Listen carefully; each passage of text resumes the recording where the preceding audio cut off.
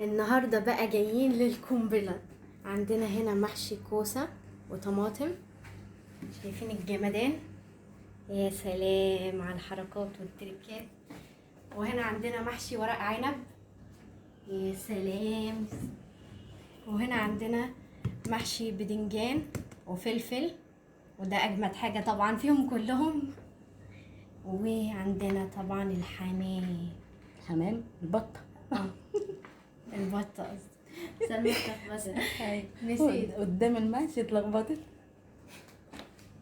تعالوا تغنوا معانا بجد، بعيدا عن ان الجو حر، بس احنا قلنا لا هنعمل محشي برضه. مين ما بيعملش محشي في الصيف يعني؟ ده ملهوش ميعاد، ده في اي وقت عادي.